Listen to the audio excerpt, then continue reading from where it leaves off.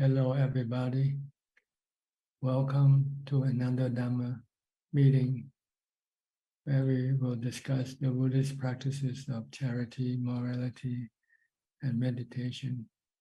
Everyone who is interested is welcome to join. And we will start with our first participant, which happens to be Kok Seng from Singapore. Good evening, Ajahn. I don't have any questions. Last week I was sick, so I was unable to attend. Just for your information, Ajahn. Okay. We'll go to Switzerland, to Claudia in Switzerland. Claudia? Good afternoon from Switzerland, Tanachan. Glad to be here. I have no questions today. Thank you. Okay. I'll go to our long-time member who has been away for a while, Sajalka from Maryland, Silver Spring, USA. Go ahead. Thank you, Tonajan, for your teaching and that you have been an inspiration to me personally for a long time now. And I think this morning it occurred to me that dukkha is the noble truth that is something that I'm beginning to understand, and why Lord Buddha was talking about started with that dukkha being the noble truth. And I just wanted to appreciate your teaching and join in and listen to your teachings today. But would appreciate your comments if you have. And thank you very much. Well, it's a very, very important truth because it deals with our feelings, and nothing else is as noble as the Four Noble Truths, because it tells us what causes our suffering, and it also tells us how to get rid of the suffering. Nothing else in this world can do such a thing. So the Noble Truth is the highest truth, the absolute truth, if you like to say. Once you understand and can practice the Four Noble Truths, then you will be free from suffering forever. Okay. All right. So thank you. You have no comment. You have no question. What have you been doing all this time?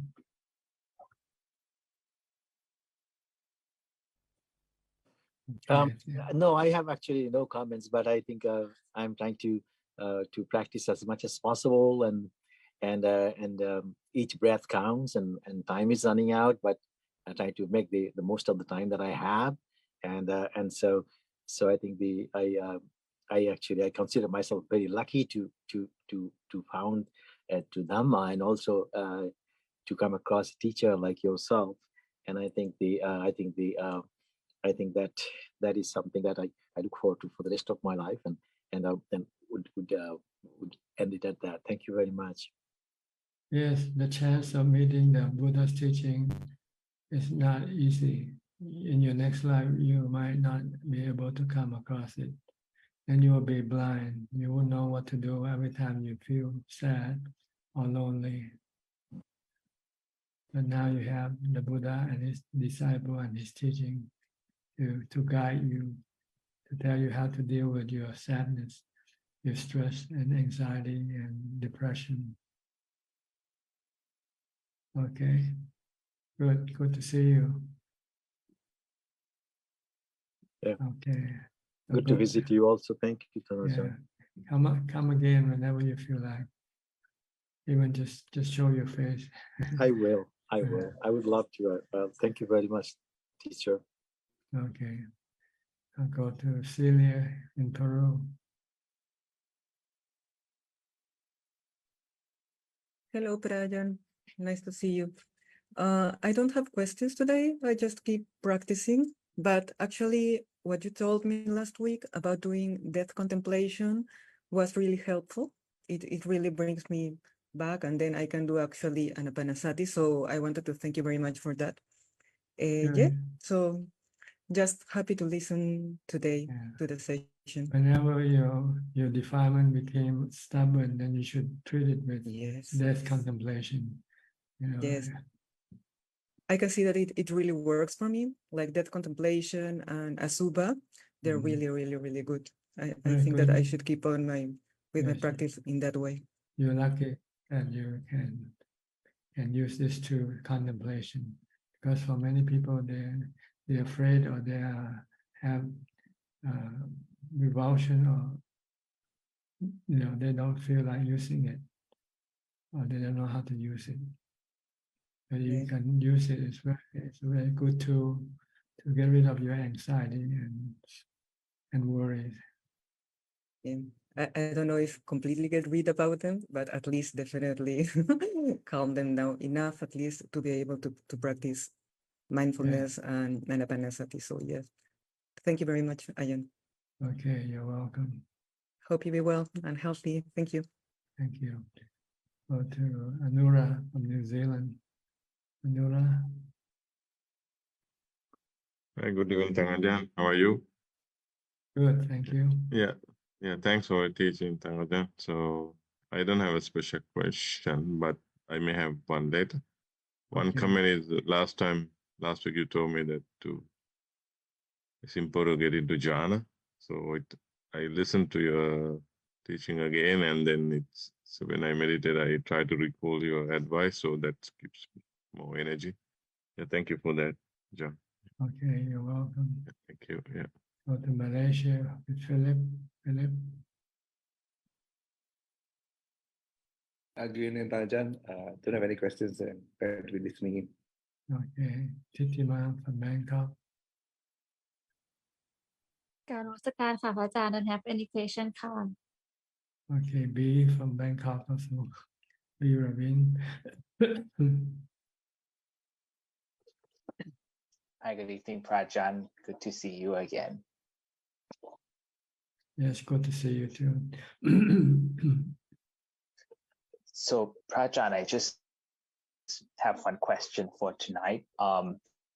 I was listening to one of your Dhamma discussions where you mentioned the importance of getting into jhana, but I remember you mentioned the importance of the fourth jhana. So may I ask, does that mean that the first, second, and third jhana are more difficult to do contemplation, or it's just the importance of the fourth one being more calm than the other three? That's why you mentioned we should focus on getting to the fourth jhana. Yes, they are like some place you go, you pass, you don't stay, you don't stop there. You want to stop at your final destination.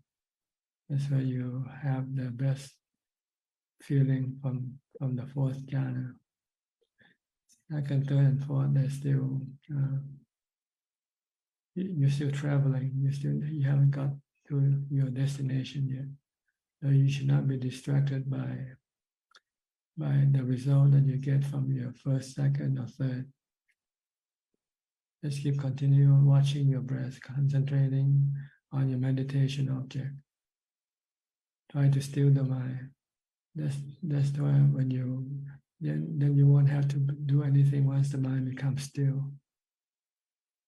Then you can experience the peace and happiness from this fourth jhana. Not eating the main course. You might have the first, second, third course, but you're waiting for the last course. The first, second, and third are like order. It's to what you call invite your appetite, get your appetite going. So by the time you get the fourth course, then you're ready to consume it.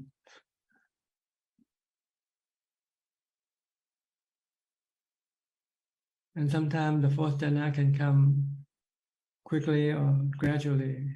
It depends on your mindfulness. Sometimes when you start reciting Buddha, watching your breath for a few minutes, you will fall into the straight into the fourth jhana without going through the second or third. So this is not something you can manage, you can control. All you could do is just be mindful of your meditation object and try to stop thinking. Not do any thinking at all.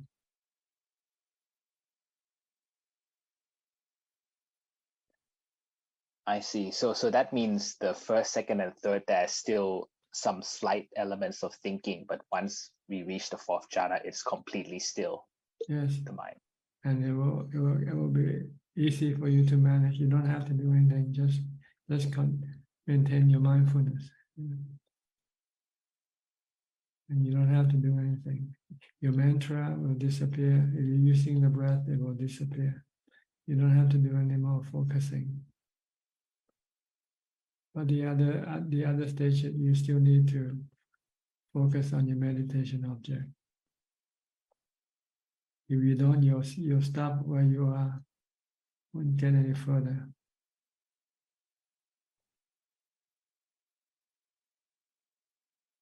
Okay. Anything else?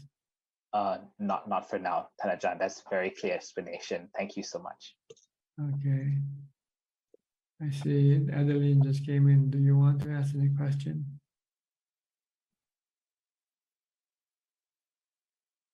Adeline, okay, Philip, unmute. Can you unmute yet? Okay. Good afternoon. Good evening, Thanajan. Yes. I'm just listening in. There's more time today, so I thought I'd come in and listen. Haven't seen you for a long time. Yes. Okay. It's good. You're doing okay? Yes, I'm doing okay, good. I'll go to Sao Paulo. Rebecca, Alfredo. Hi, Bante. Hi, how are you? Good. More or less, take care of my health. Mental or physical health? Physical health. Not mental health. No, mental is okay. Mental is Dhamma, né, Bante? Mental is practicing. Yeah. I don't like to talk about jhanas, about second jhana. Is only experience, né, Bante? Second jhana is a happiness, is a lot of happiness. Yes, you get more and more as you go up the jhana, you get more happiness. Yes, jhana is only happiness. Yes. I don't like to talk about. It's only experience, Bante, only experience. For is very difficult. The people's not reach second jhana. The people's not reach. The people's only gains. I understand samadhi, né? Only samadhi, only perceptions that the world is not a good thing to stay, né, Bante? Mm-hmm. But it's not negative, né, Bante? It's a reality, né, Bante? It's not a negative thing. Yes, the world is dukkha. Yeah, the world is dukkha for people that want to continue the sense of pleasures, né, Bante? That's right, because they are anicca, anatta. Yes, anicca, anatta. This is Dhamma, né, Bante? Mm-hmm. So you have to renunciate, give up the world, and go and concentrate on your meditation practice. Yes, nekama. Nekama. Yes. Nekama. So you know all these things. The other teachers of me, Bante, Uttaranayana Sayadaw, is a very good teacher of Myanmar, né? Yeah, Sayadaw. And they say to me, Alfredo, you you don't like Nibbana, you don't will like Nibbana. It's very difficult.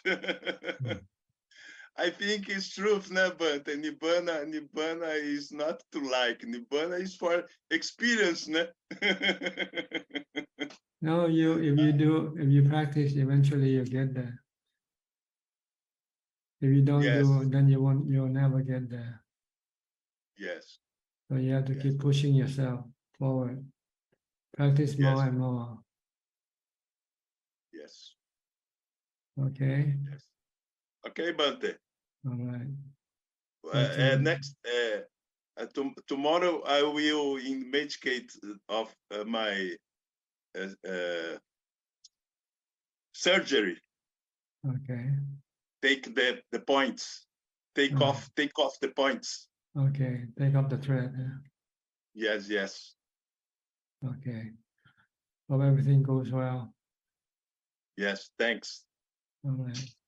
And I will you do a dana for other people's, Bante. Dana is very, very difficult. What's so difficult? We have said we will be sad when do dana, Bante. Why? Because you're attached to money. Yes, but yes, very attached, very attached.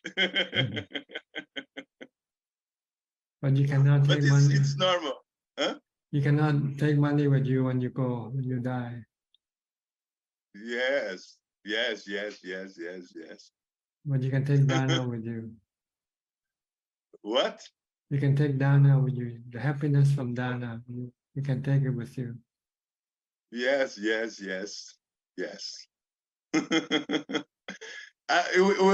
The peoples prefer dana for bank, Bante, for bank.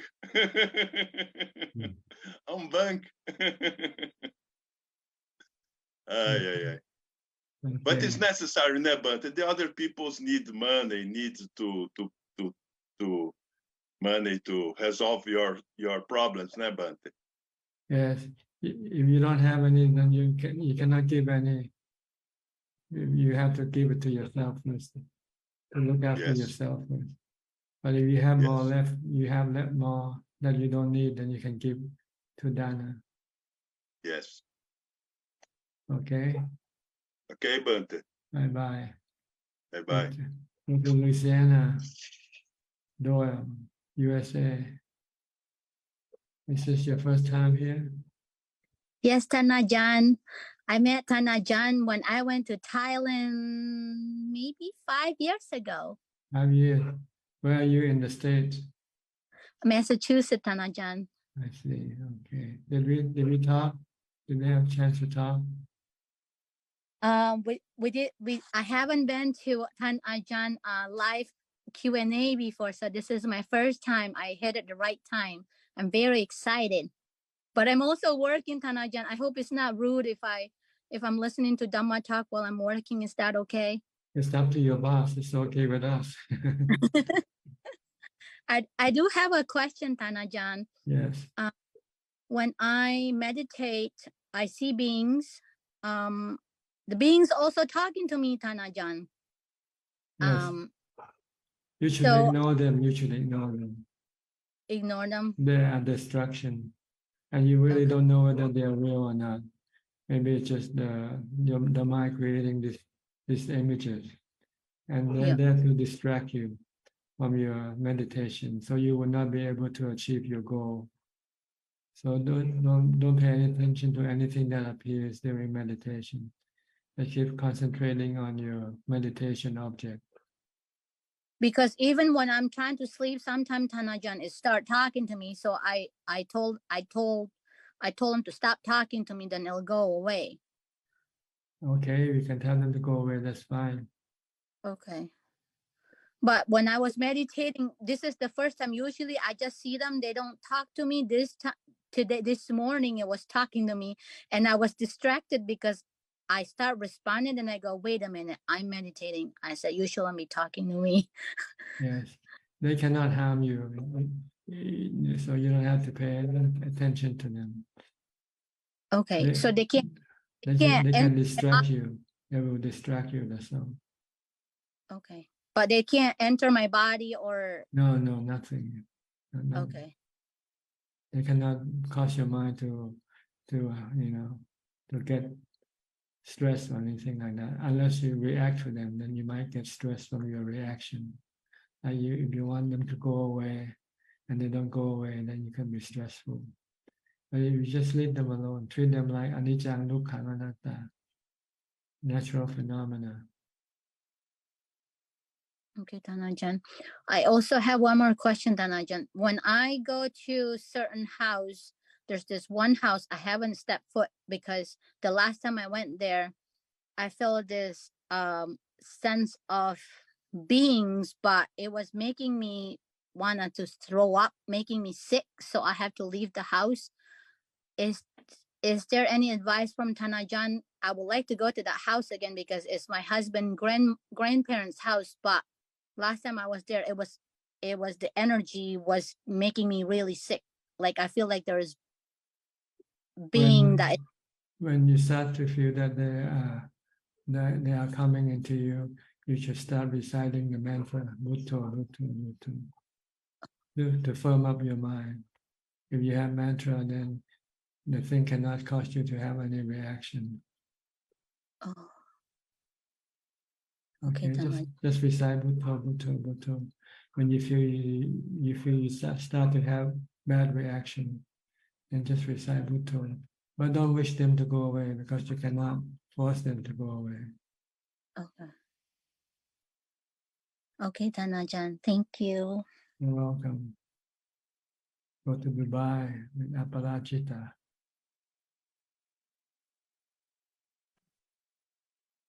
Good evening, Tanajan. Yes, good evening to you. I'm just listening and I have been practicing and it feels good. Like I have a little cold and I think it helps when you practice and just say, okay, it's in the body. I don't need to cloud my mind. So just bringing that awareness back is very useful. That's good. You're using wisdom, separating the mind from the body. Yes. The body, sometimes you can control it, sometimes you cannot. Yeah. Like when it's getting sick, you cannot stop it from getting sick. But the mind doesn't have to be worried or be sick with the body. Just keep the mind calm with mindfulness or wisdom, then your mind will remain peaceful and calm. Yes. Normally, it's our defilement. Every time we experience something bad, something not good, we want to get rid of them. We have this craving, desire. And this craving or desire is the one that causes us to have stress or bad feelings. Yes. So you can stop this craving, desire by accepting. Accept that sometimes there's nothing you can do for the body. And then it comes and goes. Everything is anicca, temporarily. Eventually it will disappear, right? Everything come and go. Very true. Okay? Look at everything as anicca, dukkha, anatta. If you leave them alone, you won't get any dukkha. But if you try to force them or control them, then you can get dukkha. Yes, that's very, very much. All right? All right. Good. Thank you. Keep on practicing. Keep on doing mindfulness. Mindfulness is a good tool whenever you start to feel bad. We can use mindfulness to stop it temporarily. And then you can use wisdom to stop it permanently. Okay, good. Thank you very much. Yes. Go to Penang with Wat Yannasangwararam. All this time you never have a question, did you? Tanajan is a blessing to me, Tanajan again. Yeah. I'm listening, Tanajan. Yeah. No Okay, question. good. Yeah. You're a good listener. Okay, Belinda, what about you? Are you a good listener or are you a good questioner? not good listener. Also not good questioner. No question tonight. No, I don't think Okay, maybe later. I don't know how to. I don't know how to ask that. Like very. Don't know how to put across, and I do not know how to. Okay, then no problem. If you don't know, then just don't do anything. Okay. Okay. Go to Nantali Richardson in Thailand. Pattaya. Are you in Pattaya? กราบนมัสการเจ้าค่ะพระอาจารย์ Yes, I live in Pattaya. Just listening. Okay. สาธุเจ้าค่ะ Go to Delhi with Rajat. Hi, Rajat. Good evening, Tanajan. Wonderful to be here on Tuesday evening. And it's getting colder in Delhi. I mean, by our standards. So. Yeah. This is normal. The weather changing. And there's nothing you can do about.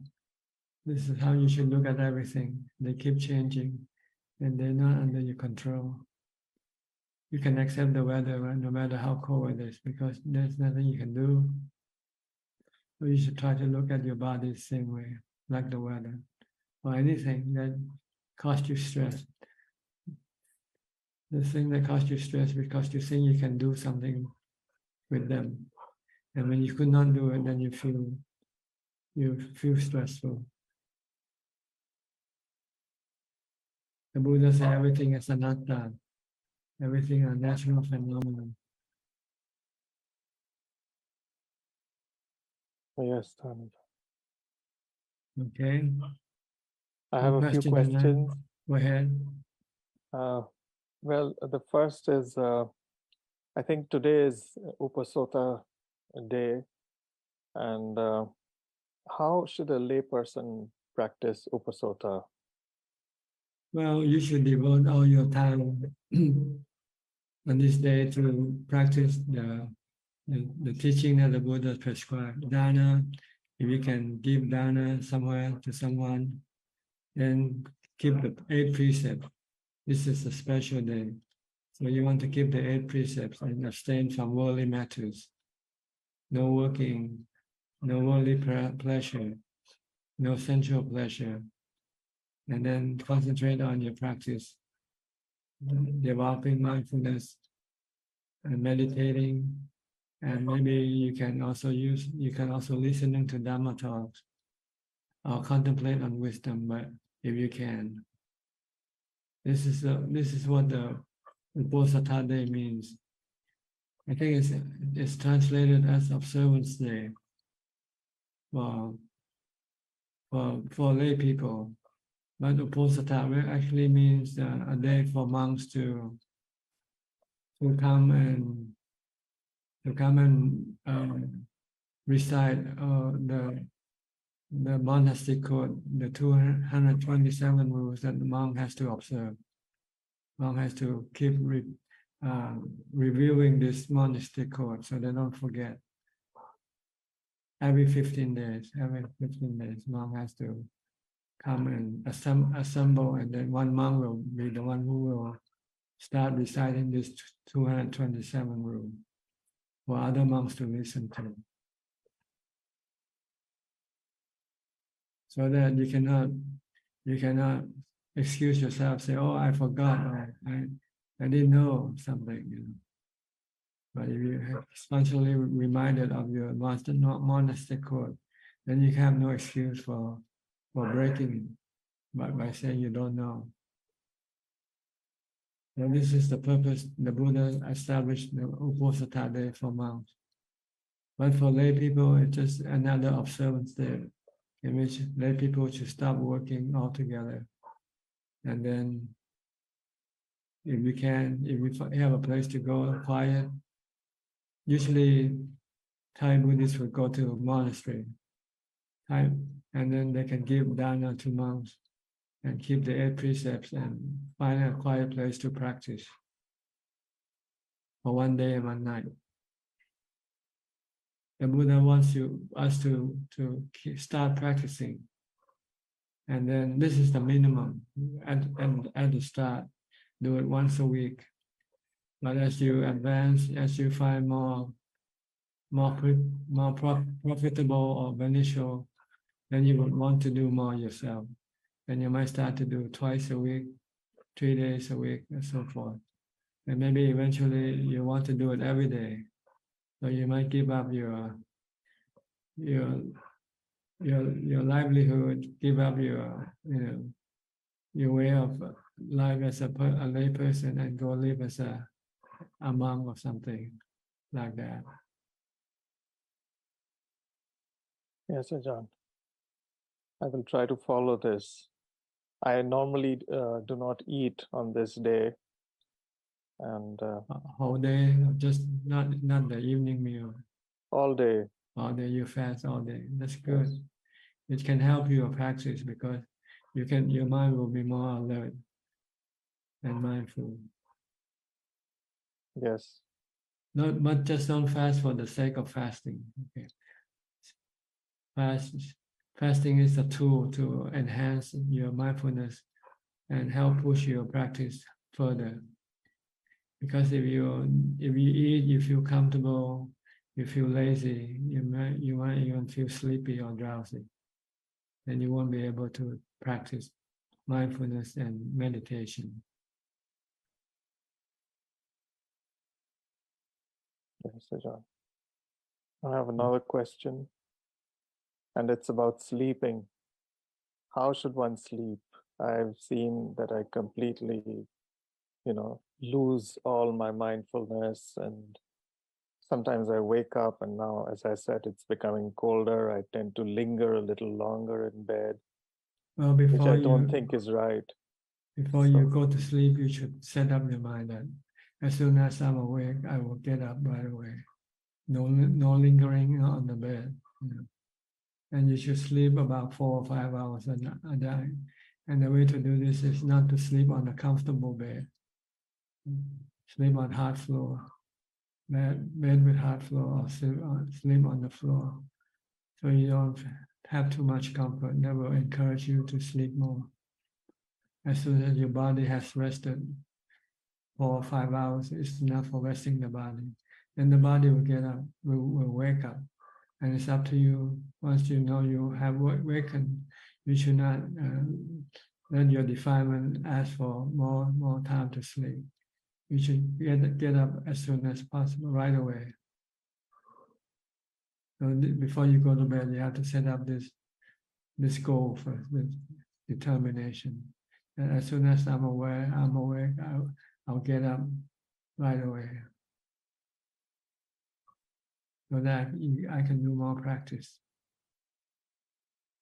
If not, you might, after you sleep for 4 or 5 hours, and when you get up, when your body wakes up, your mind still wants to sleep because it's a pleasure. Sleeping is a form of pleasure also.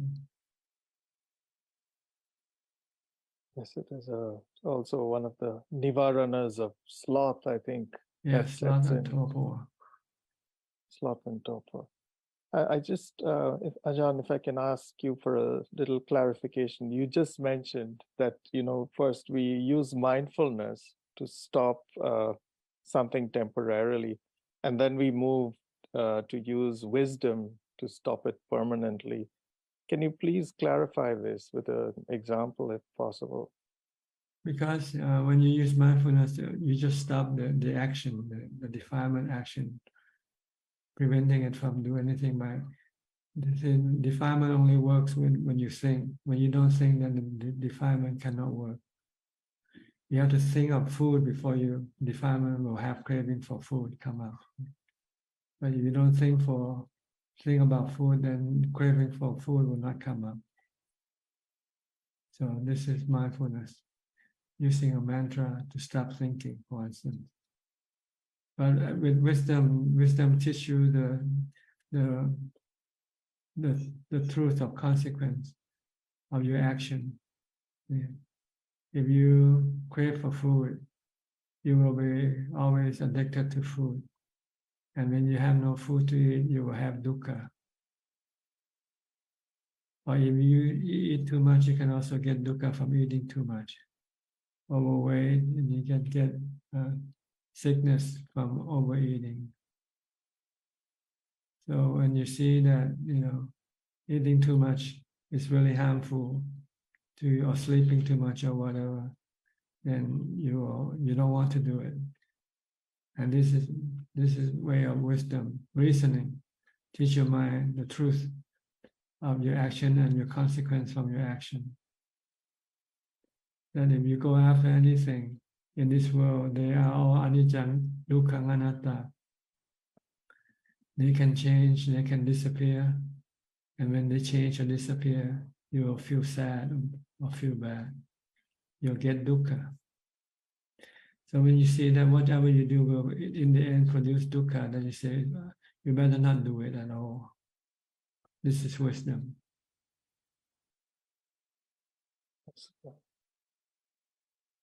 Like if you, for instance, if you've been drinking a certain drinks and there was no warning from the authority, then one day they discover that the drinks that you drink have cancerous material that can cause you cancer. And as soon as they announce this, you will not want to drink it anymore, right? Yes. Also, the temptation to eat, sugary things and treats, and go for sensual pleasure all the time sometimes. That's right. Everything we do is for the sake of sensual pleasure. Yes, exactly. And sensual pleasure can be painful when you're not able to get it. Like when you're sick, or when you're old, or when you're not able to buy the things that you want to consume. And this can become stressful to you. But if you don't use them, then you're not dependent on them. So when you don't have them, you don't feel anything. You don't feel stressful. Everything is an addiction, really, on the five sensual objects. They are addiction. They are like drugs. Once you consume them, you become addicted to them, and you want to have them all the time. And when you're not able to get them, then you become sad, become depressed, become lonely.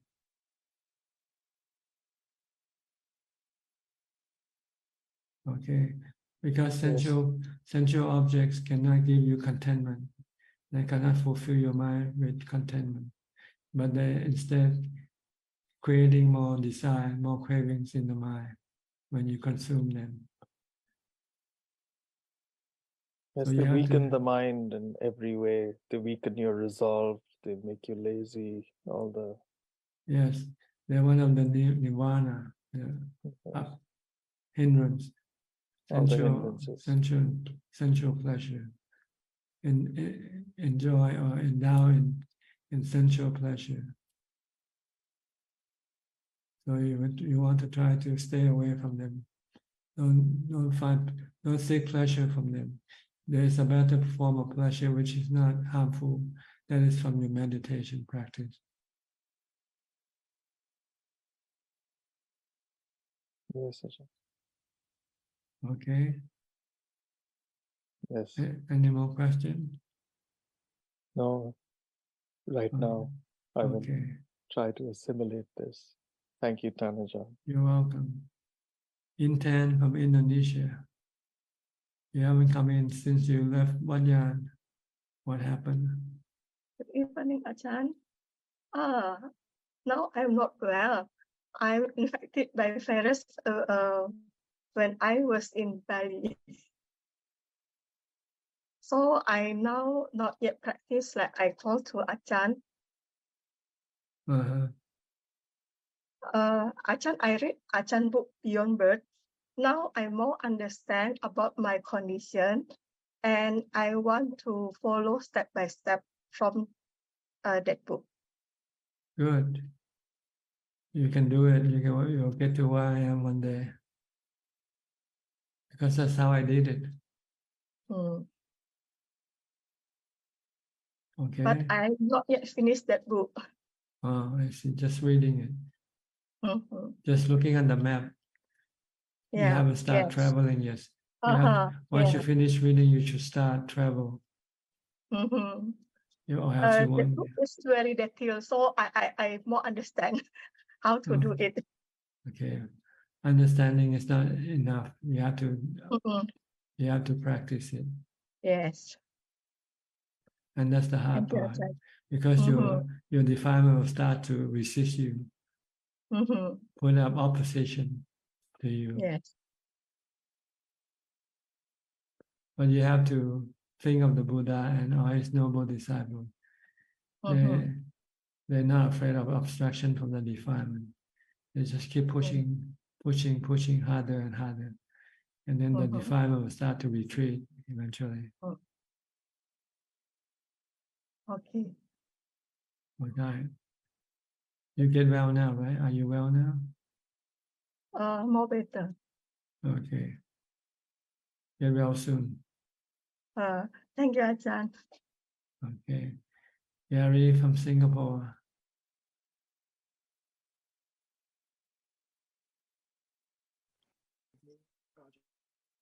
No questions, just happy to be with you. Okay. Go to Willie. Are you still in Thailand, Willie? You with your parents? Yes, then I can. So, I have reached You have to speak louder. Cannot hear you. Okay. Is it better than Ajahn? Yes, yes. Okay. Yeah. So today I just want to give some updates. I have reached Sakonakon, to the monastery that I am planning to stay at and practice there, and currently still processing. I mean, still trying to get the visa. And then my brother has been reordained and will stay here also. And currently, my parents are also staying here for a couple more days to maybe like visit some places here whereby there are some relics. Yeah, so maybe my brother wanna. You should visit the Ajahn Man's museum in Oh yeah. Sakonnakhon. Yes. Tomorrow we are planning to go there. We have visited who's that? Ajahn Ted's museum, Ajahn Pan museum. Yes. Yeah, yeah. Good. Tomorrow we're going to. Oh, and give you more inspiration. Yeah. Yes. So perhaps Kuba said want to say something here. What happened? He reordained right away, quickly.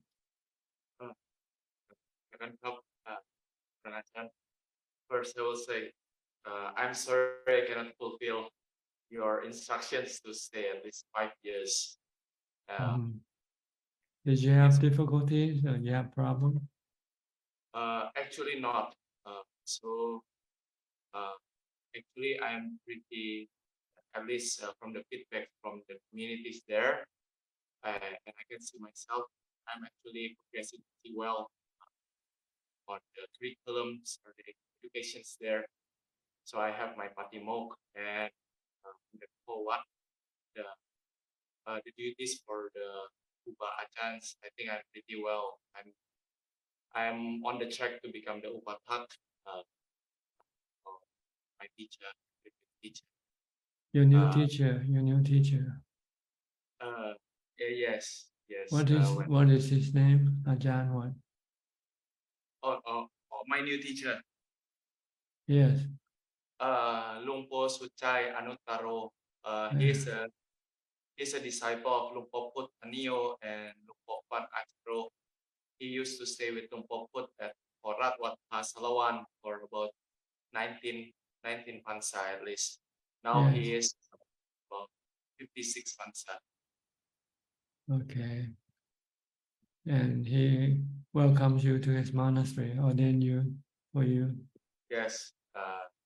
He helps me to find my ordination. And you will have no problem renewing your visa with them. Yes. Everything. He has connection to all the official of the Sangha from Good. Okay. What did cause you to leave the previous monastery? So what have become my concern is, on externally I can see myself improving, like as being a monk, my skill to live in monastic, I found that I'm pretty well equipped. But I found during the process, my heart is deteriorating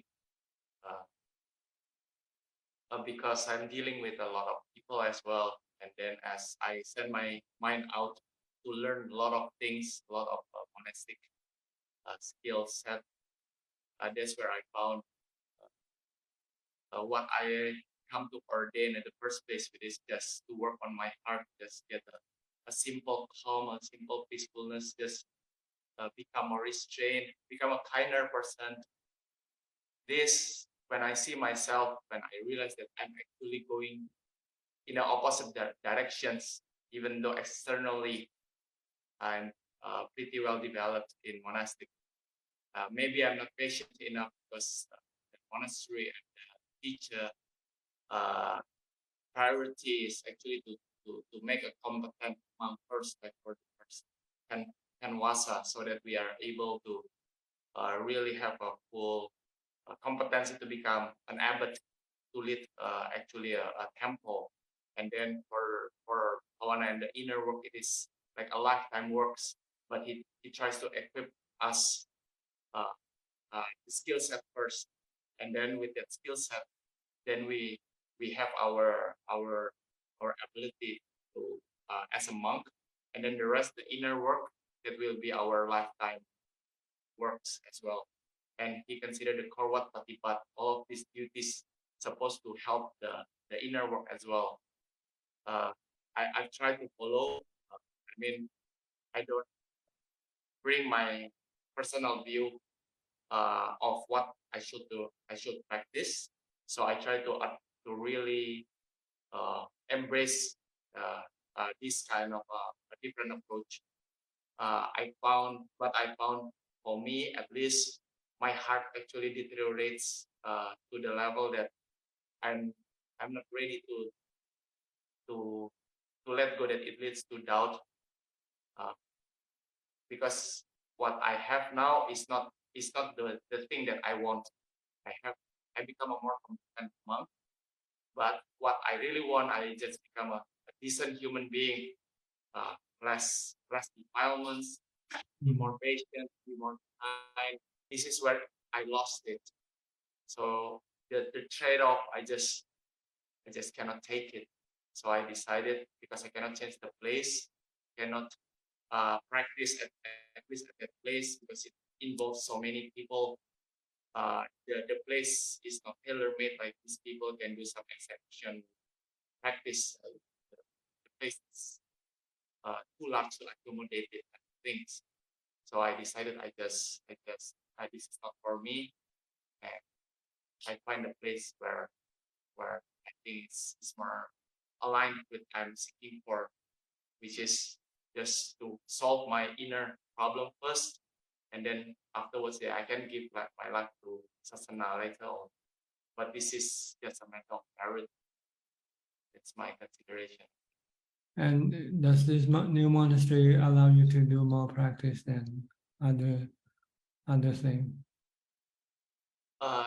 Yes. So far, at least, the way the teacher here is embodying what I want to be. That like he's kind.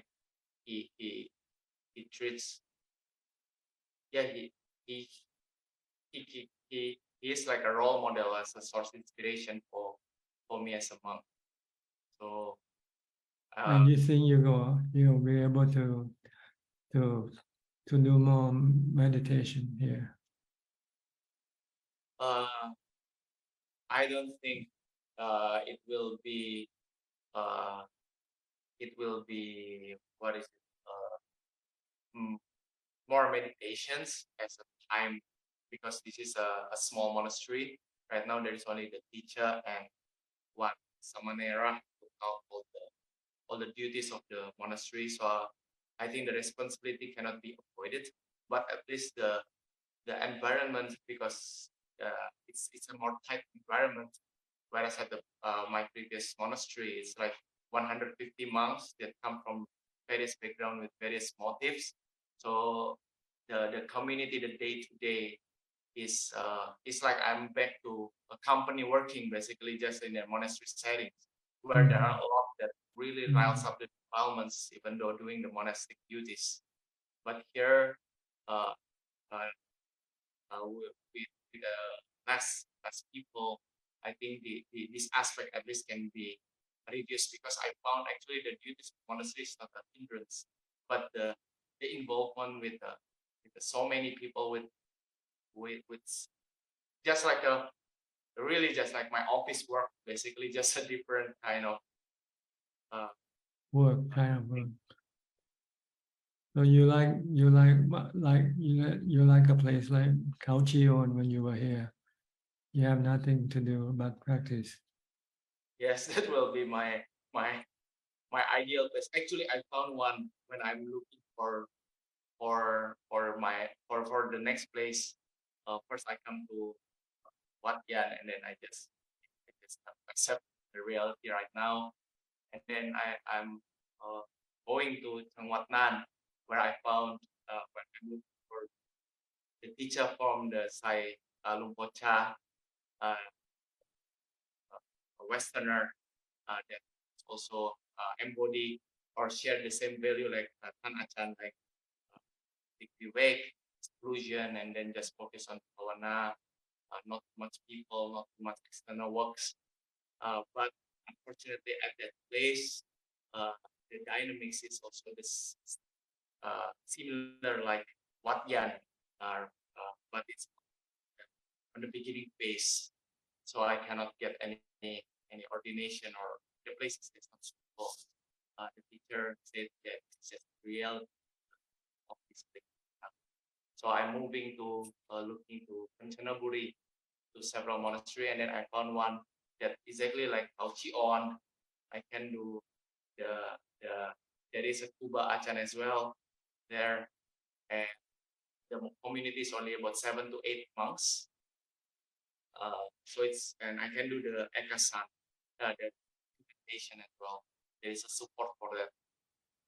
The only reason that I don't take that opportunity is because there is some intersection with my previous monastery and previous teacher, even though it's very indirect relations. But I found that it might be a concern in the future. So I don't want to be a burden or put them in the difficult positions. Therefore, I forfeit that, and then I take Mechi Vili. And then when I found here, this is a really well, and I can make use of the skill set that I learned from my previous monastery. Now it's really being needed at this monastery. So I found that so far, well, I'm here already, and I really want to fulfill Ajahn's instruction. I don't want to move anywhere. Really kick out these defilements of restlessness for good. So yeah, Yes. I'm not. Try to find the right place and stick to it. Yes. Okay, good. Good for your thanks for your update. I hope it sounds good here where you are. If there's no other monks, just you and your teacher and the samanera. So there won't be too much external work for you to do. So you have more time to practice mindfulness and meditation. Okay. How are your parents? Are they happy with your reordination? Yeah. Fine, Tan. Bahagia. Happy. Happy. Very, Okay. very happy. Good. And your sister will also stay in the same monastery you are now. Yes. She will stay here. Actually, this is her connections. Through her connections that I managed to stay in this place. Even though now I'm with my teacher, and I'm already kind of. But with this, all the all the duties, administrational concerns can be dealt more easily, and also give our parents more peace of mind, because at least they know both of us in the same place, so we can they know if something happened, one of if either of us problem, there will be relative help. Actually, you should tell them to forget about you both. Then they won't feel any worry or anything. Just leave them alone. Leave the children alone. Let them do whatever they want to do. But parents cannot do that, right? Parents always worry about their children. Even if they're 50-year-old, they still worry about them. Okay, anything else would you like to say or ask?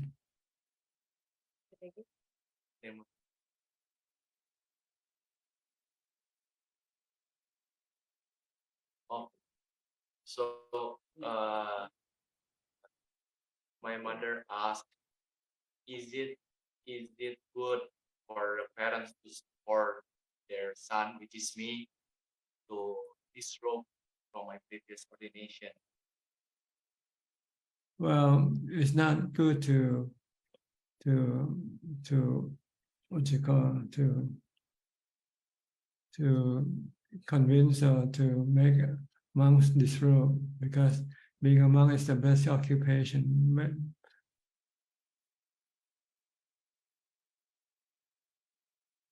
Maybe more precise is basically they don't convince or persuade me in any way, but they just facilitate me to disrobe. Like they basically just leave it to me, and then whatever. If once it's your decision to disrobe, then it's not their fault. They just facilitate because they still consider you to be their son. So they want to help you in that whatever way that will make you feel good.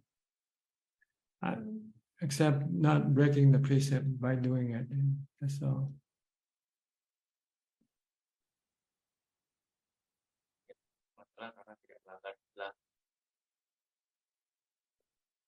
But she should not encourage you or say, "Oh, you shouldn't be a monk. You should disrobe and have a family, and when I die, you can have my inheritance," or something like that. Then this is not good for to say or do. No, they don't do anything like that. Okay. They should support your ordination. They should support your monkhood. Okay. Ajahn, I want have a question. Why, if I sit in meditation or walking meditation, cannot stop thinking, Ajahn? Cannot what? Can you speak louder? Oh, if I sitting meditation or walking meditation, why I stop my thinking in meditation? It's running, and running. Because you're not mindful. See, you have to be mindful when you're walking, or you have to be mindful with a mantra. If you just walk and not having mindfulness to stick with something, then your mind can go run around, think about a lot of things. So when you doing walking meditation, you either have to watch your step, or you have to recite the mantra Bhutto Bhutto all the time. And in the beginning, since your mindfulness is not strong enough yet, you will still have thoughts coming in. But as you develop more mindfulness, then the less thought will come in eventually.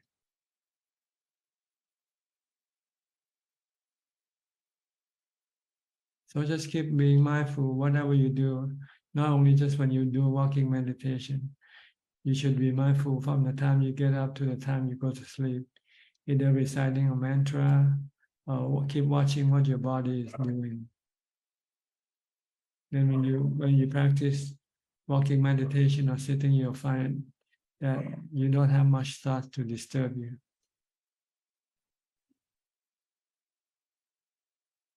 Okay. Be mindful from the time you get up to the time you go to sleep. Don't be without mindfulness. If you can do this, then your practice will move forward very rapidly. It's your lack of mindfulness that keeps you from going forward. Okay. Okay. Thanks, All right. Hope everybody is happy. And see you again sometime in the future. Thank you. Thank you so much. And maybe we don't follow the meeting to the end because maybe my parents would have. So we also want to take a leave. I cannot hear you. We also want to ask for a leave because maybe our parents cannot join the meeting till the end. Yeah, you can leave anytime you like. As soon as you ask your question, if you have to go doing something else, you're welcome. No problem at all. Thank you. Okay. Next, we'll go to Vancouver, Sweden, Czech. Greetings, Tan Ajahn. Greetings, Tan Ajahn. How are you? Both good? Happy? Good. Okay. Tan Ajahn, I understand that you want us to achieve like fourth jhana. Is there any beneficial for first, second, third jhana? Yeah, but they're not enough. Like eating the appetizer, not the main course. You want to go eat the main course, right? Yes. But they are appetizer. They will, it will start your saliva and your stomach juice coming out. So be ready to consume the main course. Oh, okay. But you have to go through them first before you can get to the fourth anyway. Sometimes your mindfulness is very strong, you can skip them, then you can go from first to fourth. Oh. Like falling from a high place and then become completely still. Oh, okay. But if not, then our mind is developed in a way that from a first step, second, third, then go to fourth. It depends on your mindfulness, the strength of your mindfulness. And sometimes you cannot say which way it's gonna happen. Just let it happen. But the goal is to get to the fourth.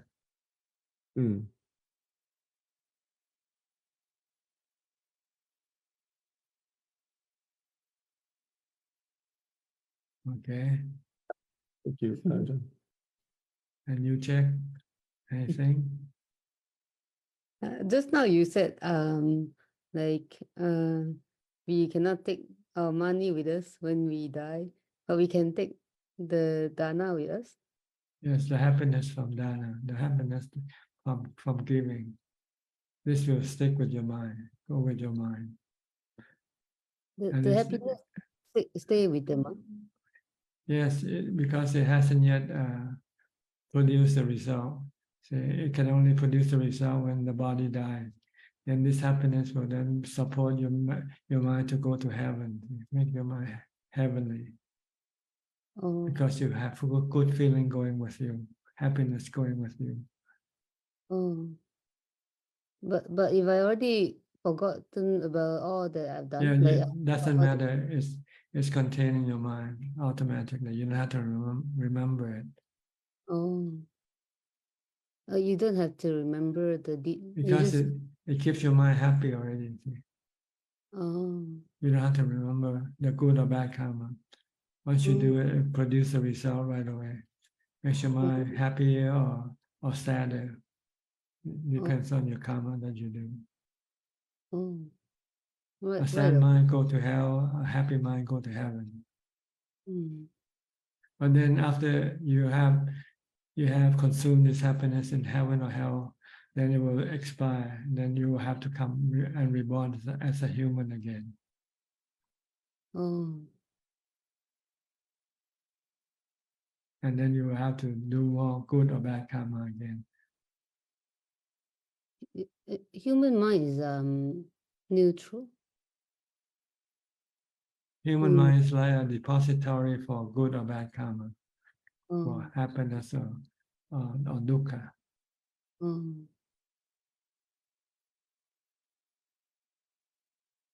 Depository. Oh, Like Fort Knox, they put the gold in the Fort Knox. what is that? You know, the gold in the US, they put in a place called Fort Knox. Is Where that all the that's where all the gold that the US has is being kept. Oh, Oh, I didn't know. You didn't know that, Fort Knox. Oh, Go search for the Fort Knox in the Google. oh, Fort Knox. Okay. Knox, Knox, Knox. Oh, oh, Fort, Fort. oh, okay. This is where the gold is being Yeah. kept. Like the gold belonging to the US government. Oh. I'm not sure if they move it to a new place yet or not, but the last time I heard it was in Fort Knox. How many years ago already? Like, but our mind can also take the garbage, right? Like it That's can right. take over us. If you think bad, you're creating garbage in your mind. If you think Yeah. good, you're creating good things in your mind. And this thing can affect your well-being or your ill-being, your mental health. Yeah. Mental health is far superior than physical health, Ajahn. Well, they last longer. They don't expire with the death of the body. They continue to give you, to affect your mind, either happy or sad. When you don't have the body to give you good feeling, then you need the good or bad, the good karma that you have done during when you were alive, to give you the good feeling instead.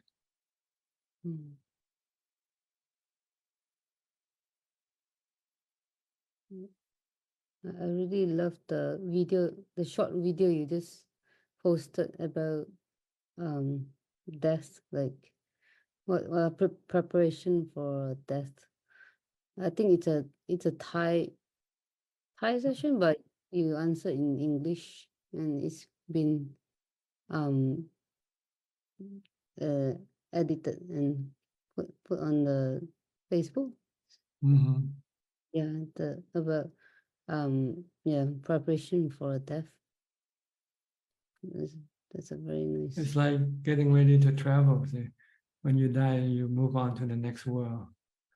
So you have to prepare your suitcases, your visa, your money, exchange your money, or get your credit card with you. If you don't, then you go like a refugee. See, that's what dana is. The wealth you can take with you, the money, the credit card. Without them, you'll be like a refugee. They won't let you enter the country. They'll let you stay at the border and stay in refugee camp. Oh, wow. Love that. So then Ajahn, like Dana, it's kind of like credit card. But how about for those people who are meditators? For What did they bring? meditator, they'll go to a higher realm, go to higher, more happiness. But it's still like dana, but it gives you more happiness. But then when they are reborn and then to become human, like will they they care, like, for those people who do a lot of dana, they carry the wealth with them. But for those meditators, when they become human, what did they bring with them? When they go or when they come back? When they come back. When they come back, they don't bring anything back, but except the way to get more jhana. So when they return as human, they will then be practicing dana, practicing meditation, whichever one you used to do, you come back and do it, continue to do it again, because that's the way it makes you happy. If you're happy with giving dana, when you die, after you come back, you will continue to give dana. If you're happy with meditation, when you come back, you will meditate. That's why some people ordain and some people don't ordain. Some people give dana, some people meditate, because it becomes a habit. Oh. Habit. Like if you used to drink a certain type of drinks, you always come back and order that drinks, right? If you like Coke, you always order Coke. You never order other things. That's me. But some people keep changing. Of course, maybe that's the habit. They want to keep changing. Oh. That's why people are different, because we have different preferences.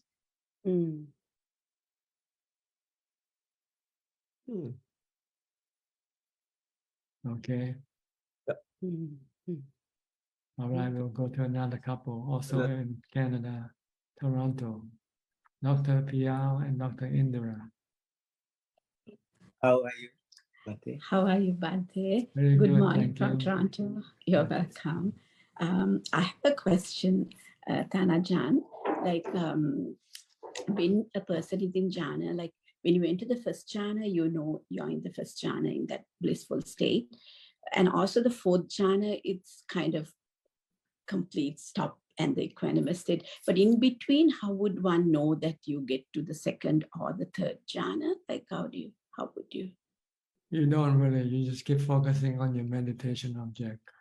And then maybe after you come out of meditation, then you can review the different feeling that arises during your meditation.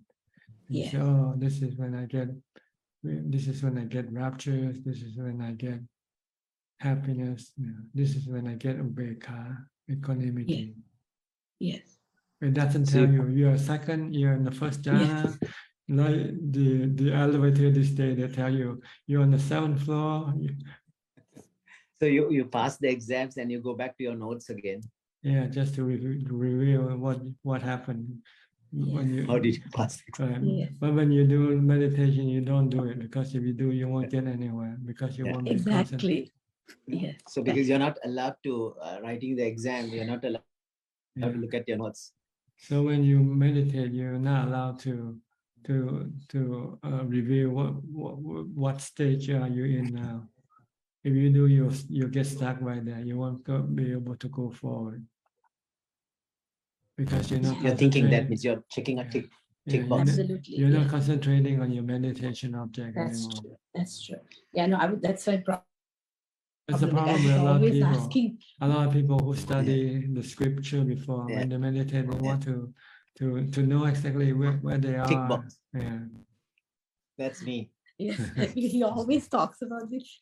No, I think it's like a tick box. I think it's too much knowledge interference with your practice. I think at that stage, so you let go. Also, I have another question, Tanajan. Now, at the time of death, so now when you do good things, you have given lots of dana, it's all there, like even though you don't have to remember. Now in Sri Lanka, they say you to keep a thing called a ping pota, like the good things you do to write so that somebody can read at the time of death. But I think it's a hindrance, because at the time of death, it's the last thought that comes to your mind that takes you to the next destination. So I feel that if somebody reads these things, would it be a hindrance? Like it's better for you to be quiet and silent and your mind to do, like, because if you've been good and you've done a lot of good, you've given donations, anyway, it's embedded in your mind. Isn't it, Yes. Ajahn? All the good and bad karma contains in your mind. The result of your good or bad karma stay in your mind in the form of good feeling or bad feeling. Yes, yes. So when the So- time when you die, this good feeling and bad feeling will battle it out. Which one is stronger? If your good feeling is stronger than your bad feeling, then you go to heaven. If your bad feeling is stronger than your good feeling, then you go to hell.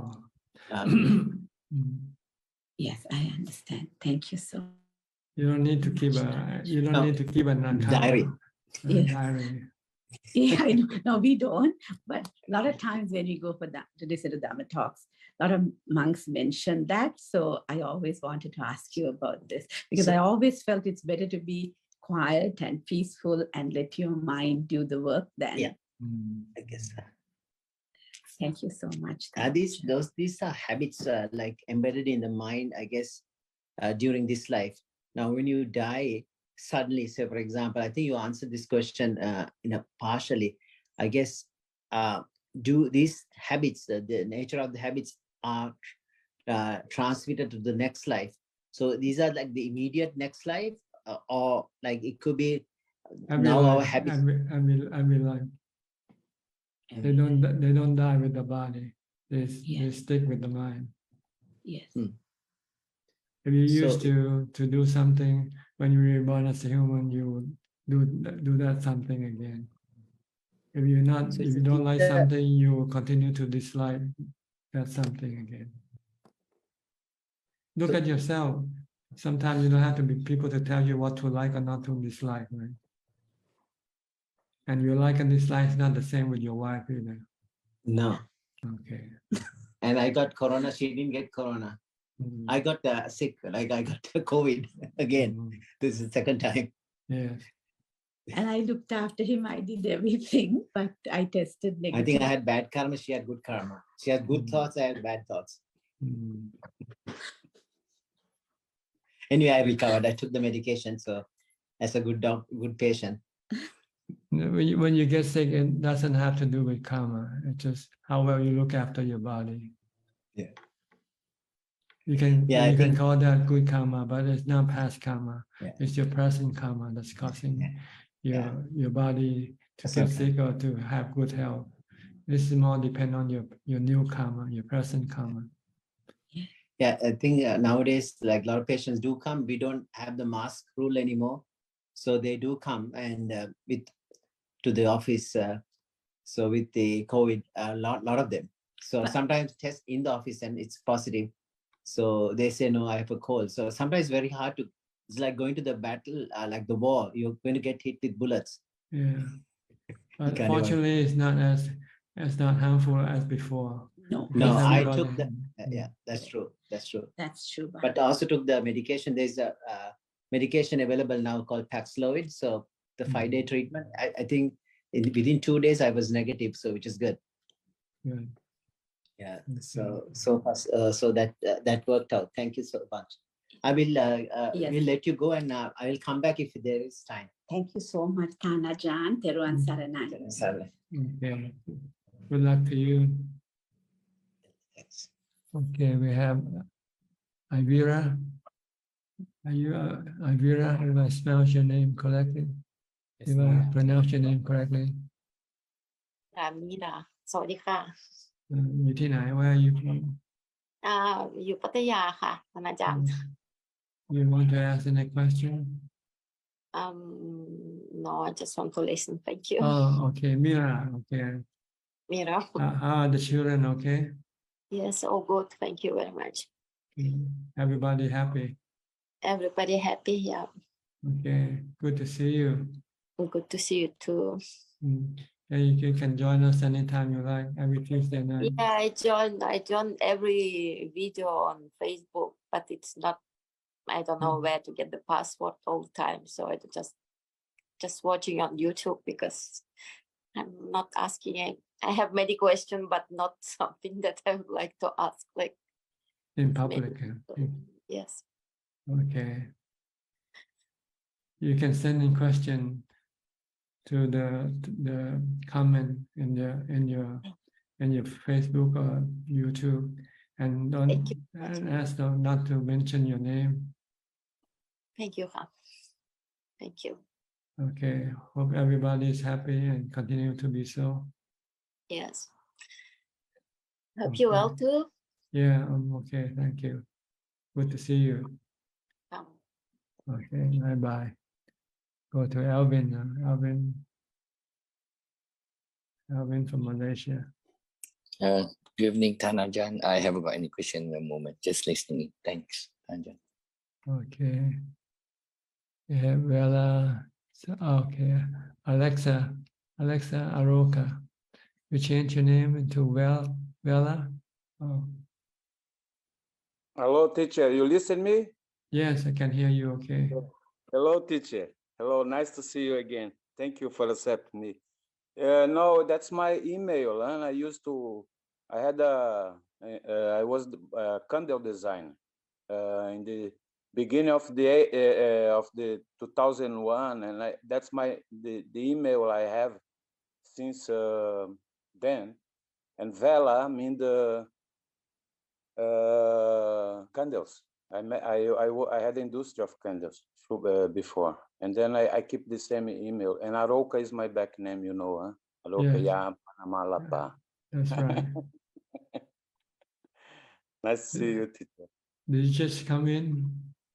Yes, I just I tried before. I had some troubles with the Zoom because they are always innovating and things like that. And but you know, as you and me, we are kind of childs in that field of cybernetic AI intelligence, and we have some. We was not born with the when we was born that was not there, huh? So then sometimes I have some difficulties, like the other laptop. I had no question mark, so I have to assume what I said, otherwise I could not communicate. This kind of things, you know, come between, but it is a ninja also. Yes, everything is a ninja. Yes, it's Anija and Dukkha, if you understand it, if I understood it well. It's therefore is for me it's good karma, bad karma is the same, because yesterday I was very sick and I follow the steps of Ajahn. I didn't take medicine, so I could take aspirin, and then all the feelings was gone away. But thanks to you that shared it also, because I didn't have it before, this text. So even when he was dying, they put him with the belly up, he turned halfway on the side, you know, because it's amazing. Huh? If you know that you have to be on the side, on the right side, the lion position, and all those monks around didn't consider it, you know, and he was dying and he turned in the position. That means that for me, it's a very good example of experience. You know, he knew more than he knew that when they try to, by out of compassion, please take this medicine, take that medicine, take that medicine. And he say, no, I go with Dhamma, I go with my karma, I go with but his understand about the Dhamma was far deep than many of their companions. And that's the way we teach, because now he's gone so long time ago and learning with his experience. So I didn't took any medicine, and I said just it's a nidja, so it's not suffering, because happiness is also like this. You hear a good news, and next day is different. Yes, everything keeps changing all the time. Mainea said Ajahn Chah. Yeah. Nothing is definite. Nothing is certain. That's it. And if we keep meditating, so we may be a little bit discomfortable, but not sad in the spirit, like depressive. We don't come to depression anymore, you know. Because you don't expect anything. You don't expect anything. No, you just follow, you do it. Like Yeah. you tell me to go to the bush, you know, because I have a question then. You mean that you said something like, if I remember it good, recall it good, it was that the ones who get enlightened was in the bush. Yes, most enlightened people, they became enlightened in the forest. The very most, let's say 95% at least. That's right, because that's a very conducive place for practice. Quiet, no one disturb you. Although you can have a monastery facilities, you can go maybe into the fourth jhana, you can get to the transition point, but for true, you have to deconstruct the word, right? So a monastery is a building, it's more close to the mind, you know. That's how I understand. I'm asking you if that's correct. So even in the monastery, you have to go to the bush. Unless the monastery you're in is a bush itself already, so you don't need to go. Okay, my brother gave me invitation to go to Amazon, and he have invested in a land there that he don't gonna use. He plant trees, huh? He buy farms who was for cattle, and he plant trees. So he repopulate it. But then he made investment long years ago in a very nice land in the middle of the bush, and he invited me, and he's inclined toward spirituality, very deep, because he has gone through cancer now, 3 years, 4 years of drama. So he saw that body goes away. So I find that's the right place to be, because he will start to listen to me. It don't disturb him. He tell me what's going on or how he's changing, and I find in the Dhamma, how Dhamma explained this. So he start to listen. So it's not that I have a people, that's not this, but a companion. Is that correct, or is that attachment for the family? I don't know how to answer your question, because I don't quite understand your question. Yeah, I was not questioning. I start to make a movie in my head. But the thing is that I find that's the way I have to go to Amazon. Then I plan to go to Brazil in 3 months. Until then, I can meditate every day. Okay. Whatever is good for you, do it. I don't gonna move now. I'm gonna fix the documentation, and I come back here, because here this is stable, so I can go on with meditation. But that's the right move, right, teacher, to go to the bush? Yes, or do you? It's good to go to a quiet place to meditate, away from all the distraction of the sensual objects, sensual pleasures. Don't go stay near where there are sensual pleasures, like going to bars and movie houses and places like that. They're not good place to meditate. Good place to meditate is in the forest or in the cemetery, because that's a place where nobody goes to. And no one can disturb you, see. Yeah, I think there is no internet too, but there is a village. So that's what the monks who go to the bush, sometimes they go to the village, right? Once in the week or every day for the food. But when they want to make a fasting, then they go. Then my experience in the monastery without internet and everything, you go meditate, or you cannot stay there. Why cannot you stay there? If you don't meditate in the monastery, because the word come to hook you out. Yes, once you ordain, you should continue meditating, or else your defilement will overwhelm your mind and get you to this robe. Yeah, I know. I was there. Okay. Thank you, sir. Nice for talking to having me. you. Okay. Thank you, sir, for having me. All right. Go to Viana, Charlotte from Indonesia, I think. Surabaya, Ajahn. can you speak louder, please?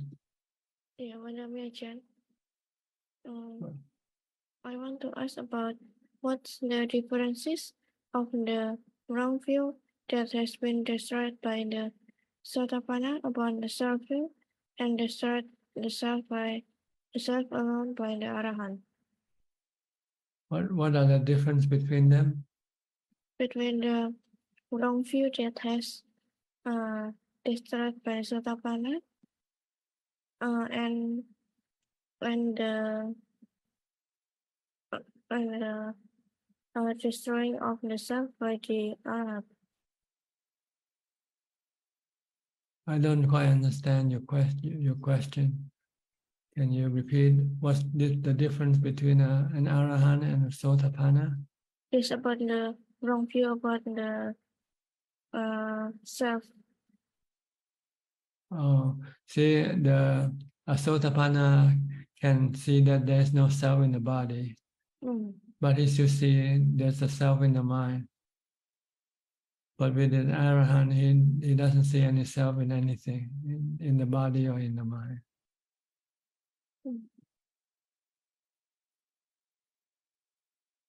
Okay, is that all? Okay, thank you. I'll go to Ricardo. Hi, Ricardo from Uruguay. I haven't seen you for a while. Hello. Nice How to are see you? you again. Mhm.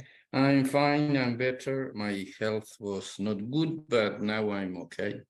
And I'm happy to see you fine also. Good. Can I help you today with anything?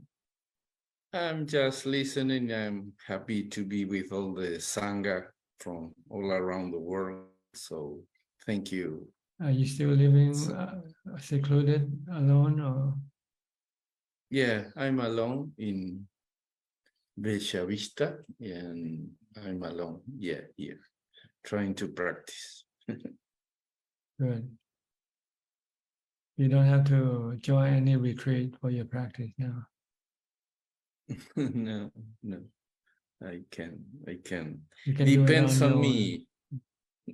Right. You can do on your own now. You know what to do Yes. and how much to do. You don't need somebody to set up the schedule for you. Right. The more the better. With your guidance and your words, reading every day on Facebook, that's my guide. And for me, sometimes it's like a lie that we make excuses because we don't have the right conditions, but the right conditions are here and now. That's right, all the time. It's always here. But we find excuses to make it not right. Either it's too hot or it's too cold, or whether you're too tired or too hungry, too thirsty, you don't feel well. It's all the excuses the defilement will put up to stop you from practicing. Right. Well, Okay. maybe, thank you, Ajahn. I'm very happy to be here Yeah, again. you're welcome. Happy to see you again. Will you be coming back to Thailand again anytime soon? Yes, I hope. Not in January, but maybe on March or April. I think I will be there With your again. Yes. Thank you. We are very happy to be there, and both of us, we feel very comfortable, and it's like our spiritual home. That's sure. Good. Come back again whenever you can. Okay. Yes, I will. Thank you. I'll go to Singapore now with Sulan. Sulan, What's happened? You have to put on a mask. Are you in some place required? Oh yeah, down with COVID, but I just recovered. I see. Is this your first time or second time? Second time. Second time already. Yeah. But it's not severe. You mild. Just keep coughing. Mhm. Anything you would like to ask? Oh, I want to join for today. Yeah. And listen to your Dhamma talk. Okay. Try to stay calm. Don't worry about the body. You cannot force the body to get well or not get well. You just have to give it the proper attention, medicine, and that's it. Yes. Yes. That's all you can do. How soon it's gonna get well? This is not something you can control. So you don't want to get sick with the body. Let the body get sick alone. The mind gets sick when the mind wants to control the body. Oh yes, yes. I realize I keep on sleeping, wanting to sleep during this period too. Yeah, that's a good time to really do nothing because you cannot do anything. You can sleep all day. Yeah. So getting sick has some advantages. You don't have to go to work. You can sleep all day, sleep late, get up late, eat as much as you want. Yeah, the benefits of being sick. Yeah. So you always want to look at the good side of life. Everything, there's always two sides to a story. All right? Yes. Okay. I'll go to questions from Facebook, from YouTube, and from email now. Do we have any? Yes, we have 10 questions so far this evening. The first 6 questions are from Assistant Gmail, and they're all from Samanji. The first question is, this question is regarding meditation. If we find it difficult to concentrate on breath during meditation, and if our mind continues to go further away from the breath focus, what can we do? You can use the mantra instead. If the mantra doesn't work, then you have to do some chanting. Chant some verses and keep chanting until your mind come back and able to watch the breath. Then you can watch the breath again. Or if you find chanting is useful for you, you can calm your mind and make your mind free from restlessness or agitation. Then you can keep using chanting as a way of meditating also. Question 2. Do we need to practice metta meditation or supha meditation first before focusing on anapanasati meditation? No, you don't need to. You need to practice mindfulness first. If you don't have enough mindfulness, you will not be able to watch your breath. Why asupha and metta is for specific use. Like when you're angry at somebody and it prevents you from meditating, then you have to use metta. You have to forgive the person that caused you anger.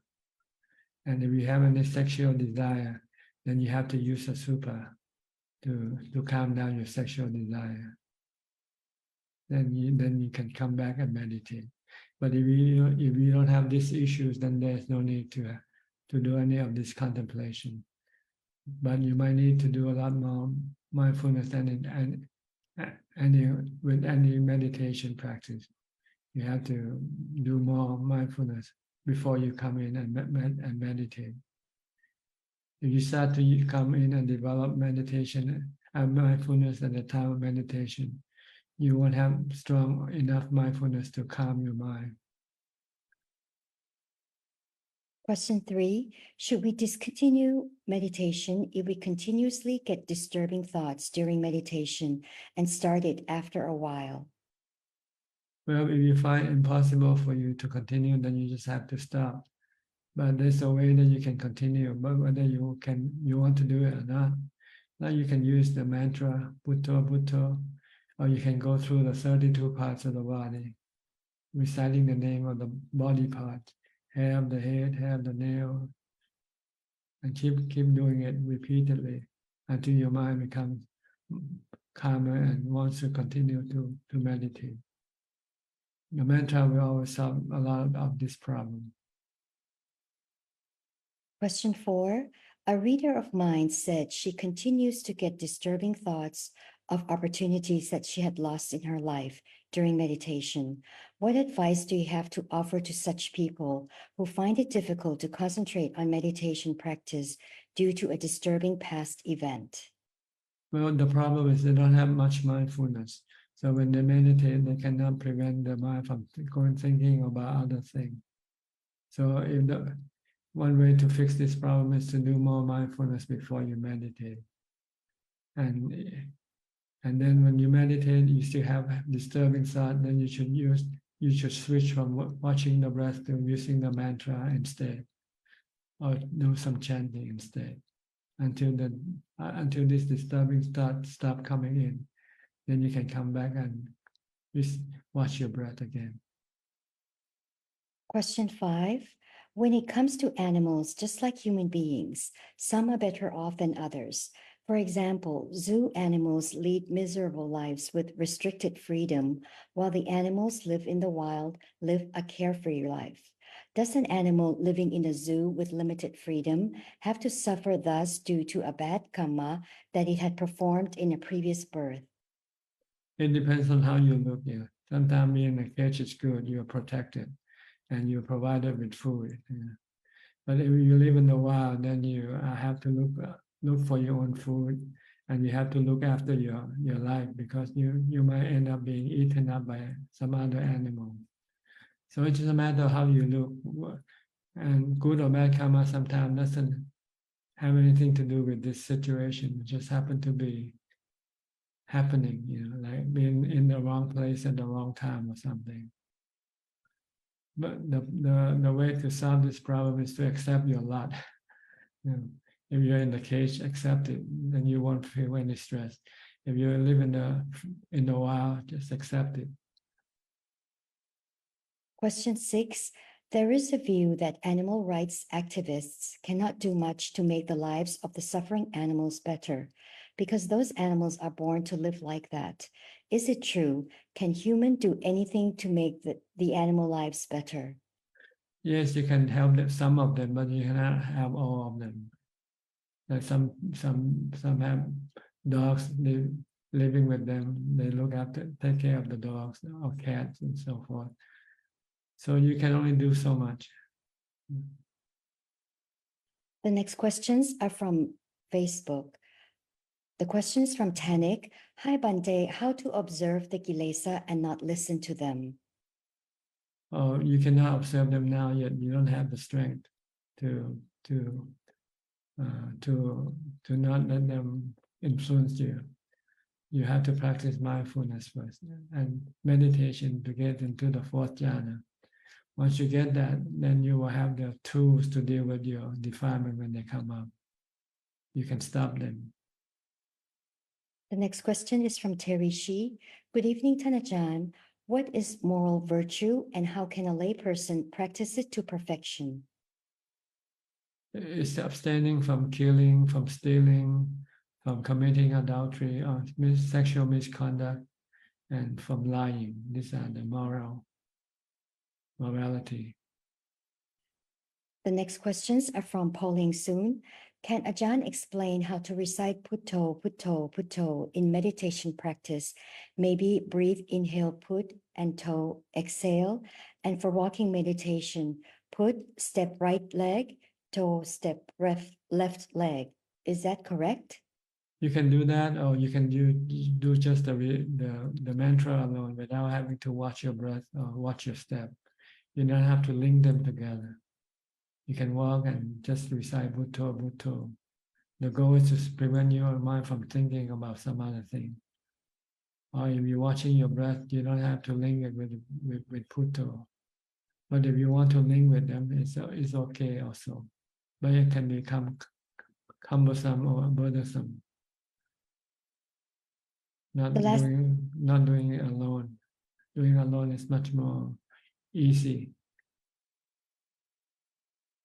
The last question is from Aun. Hi, Ajahn. I'm Aun from Penang. Please, Ajahn, explain about what the Buddha said. Whatever is subject to origination is all subject to cessation. And how do we apply this to meditation practice? This is wisdom, see. In wisdom practice, you have to see everything as temporarily. Things happen, things come and go. So this is what to see the changing nature of things. Everything don't last forever. If they have a start, they will have an ending somewhere down the road. This is anicca. That is all, ka. Okay. Okay, we have some more time left. Anybody should like to comment or ask any more question, you're welcome to raise your hand and unmute your microphone. Do we have anybody? Okay, one. PR.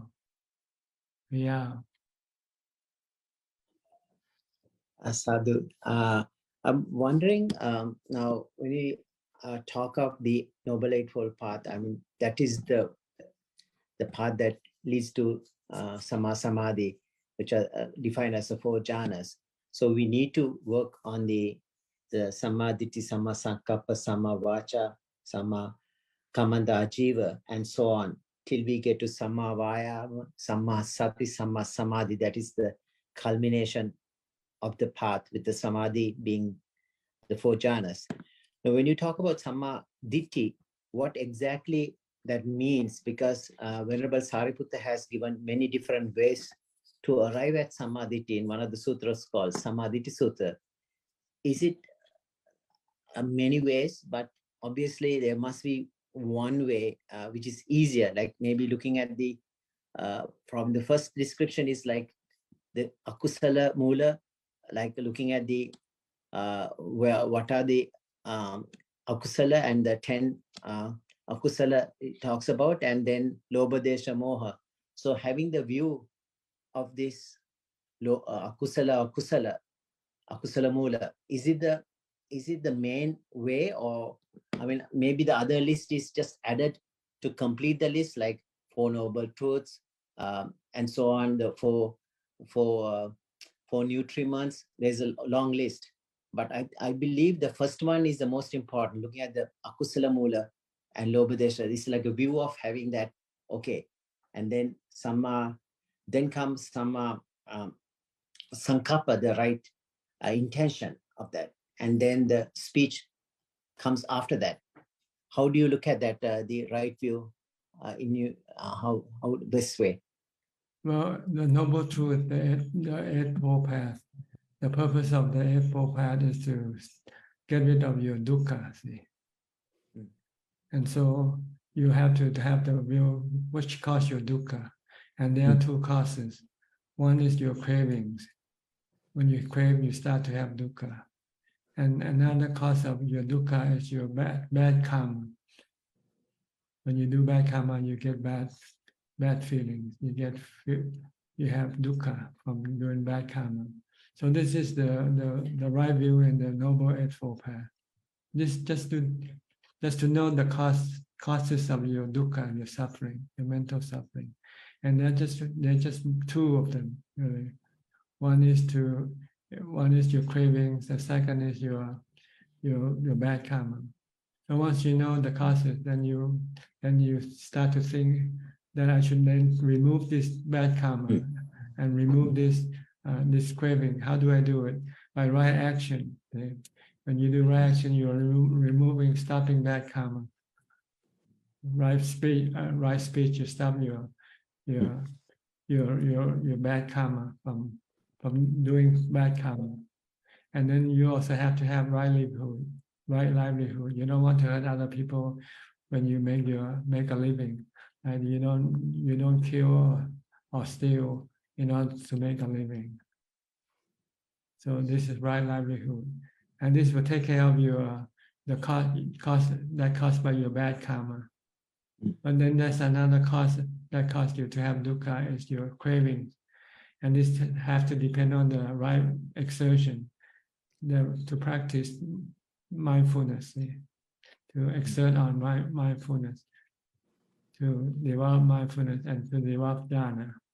Once you have mindfulness and jhana, then you can stop your cravings when they come up. Thank you, Sadhu. Okay, is that clear enough? Yes. Thank you, Ajahn. So just remind yourself that your mental stress arises from your bad karma and arises from your cravings. The three cravings: craving for sensual pleasure, craving for being, and craving for not being. When they come up, you have to stop them right away. Then there will be no dukkha. So that's the right view, in other words. Yes. So then your right thought will be thinking of removing these causes of your dukkha. If bad karma is your cause of dukkha, then you have to stop doing bad karma. And you have to keep the precept. So with the view, you have the intention. With the intention, you get the speech, and so on and so on. Yes. And you have to exert yourself in meditation practice, developing mindfulness and jhana. Yes. Once you might have jhana, then you can stop the defilement as soon as they come up. Temporary though. No, permanently, because you have right view. You know the cost of it.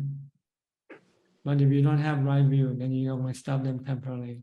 This is what happened during the time before the Buddha's enlightenment. People know how to stop their stress, but they only do it in jhana. But when they come out of jhana, the stress returns. Yeah. Because they didn't stop the cause of the stress, which is craving. So in other words, Four Noble Truths, I think the view of the Four Noble Truth, I think the That's right. That's the right view. Okay. Very clear. Sadhu. Okay. More questions from YouTube or Facebook? Yes, we have one question that just came in from Kok Boon. Dear Tanajan, just curious, is it correct to say that before one attains Aryahood, the yogi has to experience Upekkha and Appanasamadhi? Both are samatha. Then only after coming out from Appanasamadhi, the mind will automatically switch to Vipassana. Thank you. Yes, in order to become enlightened, you need to see the Four Noble Truths or the three characteristics of existence. Then you can stop your dukkha from arising. That is it, Ka. Okay. Anybody else? We have about few more minutes left. Okay, looks like nobody has any question. So I would like to call this meeting to an end for today. Thank you for your participation. I hope this meeting is beneficial for you and can inspire you to do more practice, encourage you to continue on with the path. So if all goes well, first I have to say, stay safe, stay healthy, stay mindful, and keep on practicing. And if all goes well, I'll see you all at the same time next week. Thank you and goodbye. Sadhu, sadhu, sadhu. Thank you, Adhan. Thank you, Adhan. Thank you. Thank you very much. Good night, everyone. Everyone, thank you. Good night. บ๊ายบายค่ะ